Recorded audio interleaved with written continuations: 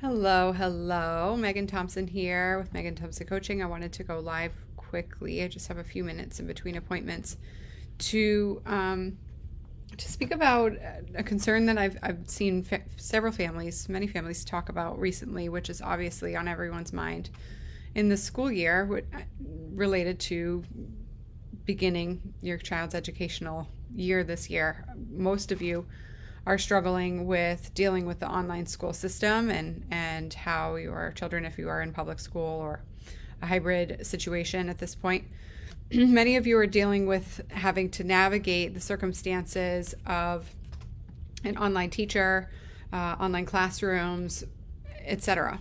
And one of the things that I wanted to speak to today is understanding where you draw the line. Okay, so where do you help your child notice priorities and manage the emotional intensity that is going on in your home? Because obviously, if you're following this page, it's likely that your child is dealing with daily meltdowns, intense emotions, and outbursts on a regular basis, right? So multiple times a day or several times a week. And as we know, that's not developmentally appropriate for children. So when we think about the challenges that your child is having in these at this point, and you throw a online school system in place, you're struggling, right? We already know that. So when we think about one of the challenges that we're hearing parents have at this point, really it is not just in helping your child ensure that they're present for the school day and that they actually get out of bed and follow through on putting clothes on and show up for school on time, meltdowns aside, in the morning time, which is one of the things that you were dealing with before we had the online school. Now it's a matter of getting them to the kitchen table or their designated study area, and then helping them follow through on paying attention, communicating with the teacher, their needs, and also staying on point with the lesson. So a lot of parents are coming to us wondering what to prioritize and how to set effective limits regarding what your child is learning, how they're learning, as well as reach out for support and when, right? Because when we think about some of the things that we've heard many parents say over the last 6+ months at this point with the pandemic, is that the challenges that you're experiencing with your child's intense emotions didn't start with a pandemic. They've just been heightened, right? They've just become much more prevalent. We see a spotlight shining on your child's intense needs and a fair amount of what I like to call skill deficits. Your child is struggling to build certain skills in order to become emotionally independent, physically independent, and capable of following through on what you expect of them at whatever age that they are. So obviously we need to work on understanding what's developmentally appropriate for 3, 4, 5, 6, 7, up 10, 11, etc. year old child. But if you have a clear understanding, because you can observe your child's peers and see where your child is struggling comparatively, and you're certain that your child doesn't have any developmental delays, then it's pretty obvious to you, even pandemic aside, if your child is struggling with following through on what you might be thinking is pretty basic expectations: sit at the table, follow through on responding to the teacher, stay focused, stay off YouTube, etc. And with minimal prompting, we're seeing many parents be able to do that with their children. But when that's not possible, when you don't have that ability for your child to help them walk through the intense emotion that they're experiencing, and instead they're acting impulsively, like going on their Chromebook and watching YouTube and not paying attention to the teacher, or unmuting themselves at inappropriate times, or just being busy and walking around the classroom, it could be really your designated class area, walking around the kitchen. It can be really frustrating as a parent, especially if you need to be working too, right? Like if you're in your home office or working side by side just to keep an eye on your child, then this can be a recipe for disaster, right? So I wanted you to think about 3 different things on today's conversation in order to focus on how to lead your child out of this pandemic and have it not just feel like this year is a pause or a wash academically, but also prevent your child from backsliding.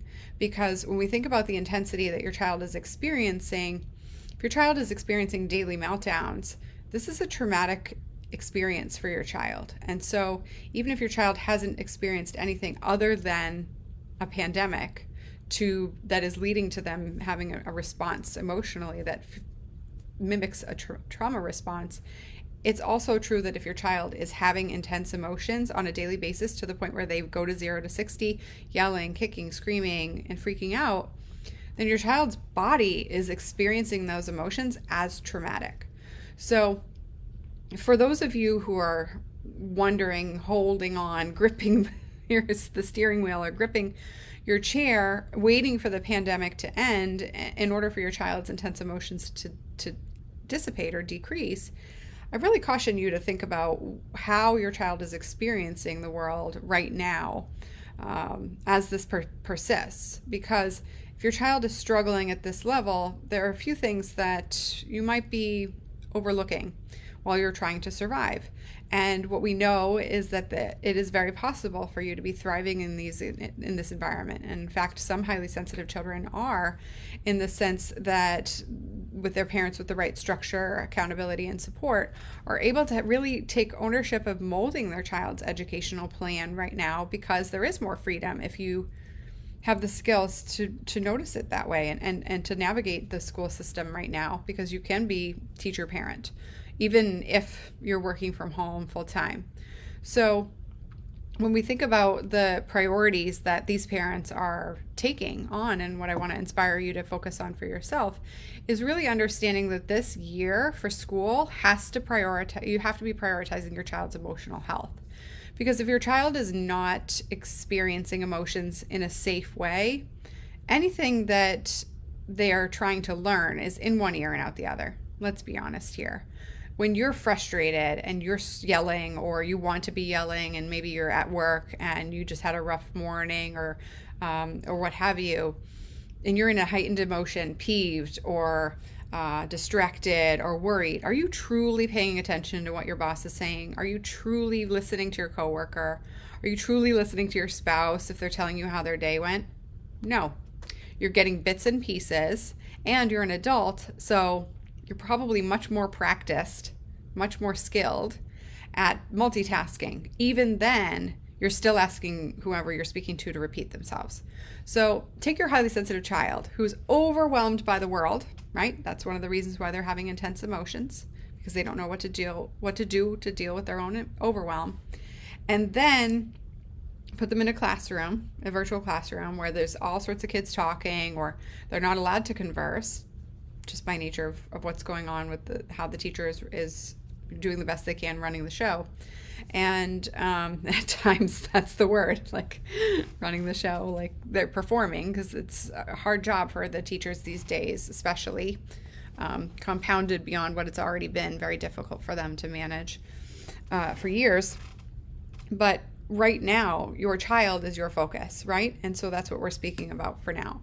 So noticing where the fact that your child is overwhelmed by their intense emotions, and acknowledging that, it is super important to understand that emotional intelligence trumps academic intelligence.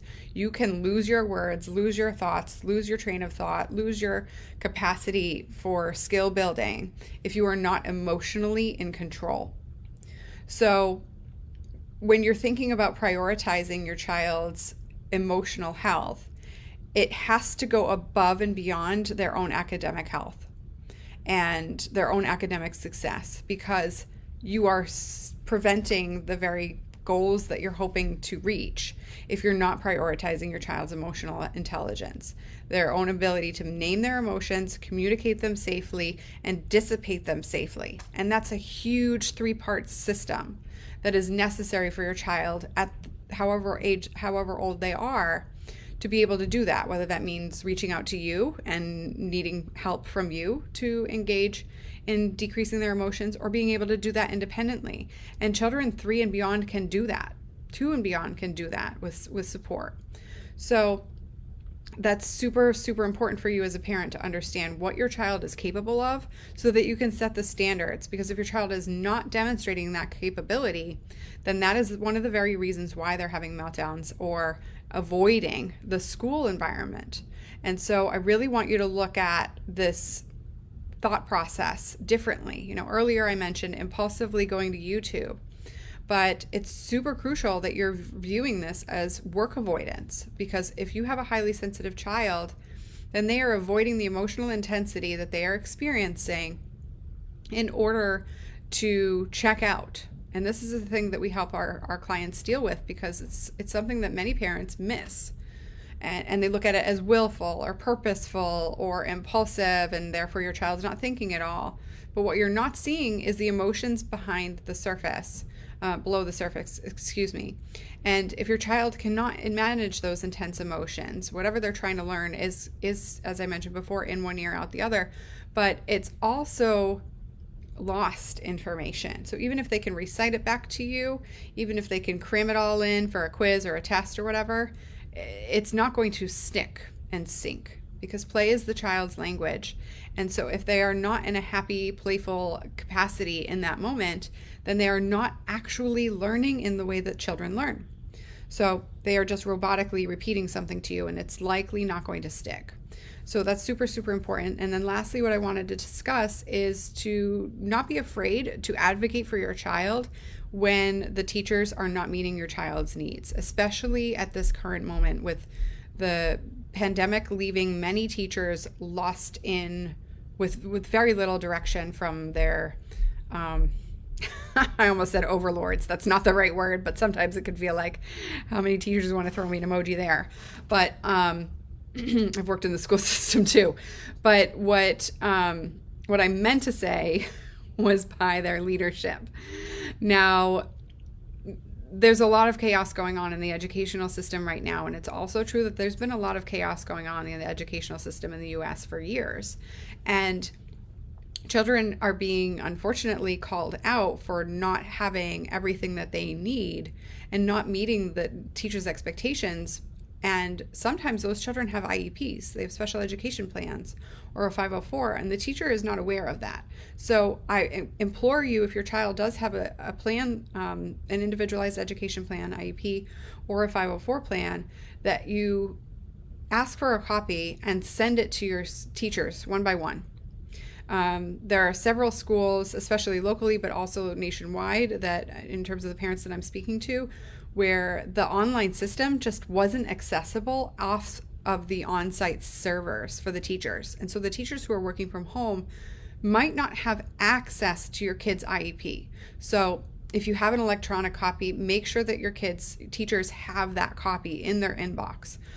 Put it in a Dropbox so that they can access it if the file is too big to make it to the teacher's email system. Another concern, working in the school systems, those email systems are set at a file size limit. And so it's really crucial that you use what's available to you in terms of your own internet storage capacity, your Google Drive, whatever, with your Gmail or Dropbox, so that the teacher has quick access to your child's determined supports. And that's super important.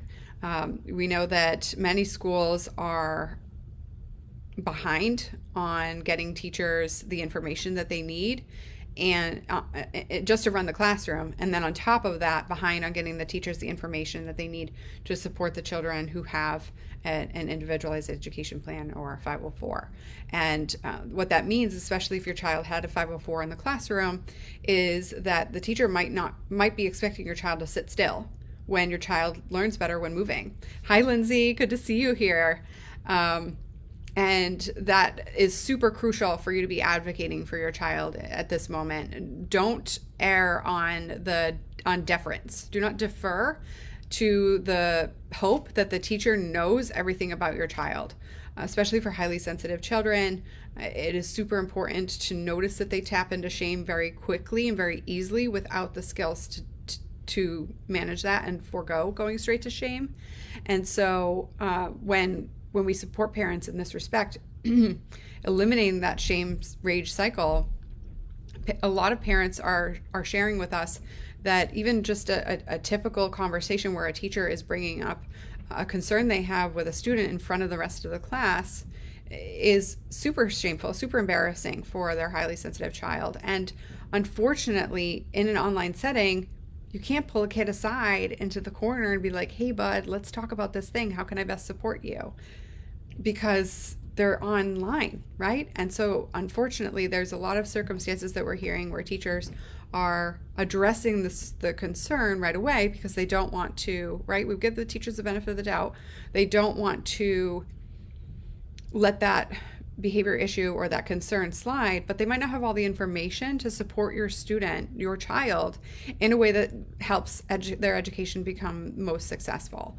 So if these are signs and symptoms of the challenges that your child is dealing with, in addition to the major meltdowns that you're dealing with at home, then we absolutely encourage you to book a call, because we can support you in understanding what's going to help, how to break out of it, and then also know that, especially in the middle of a pandemic, nobody knew, right, how long this was going to last and where the factors were going to be in play again in the fall compared to last school year.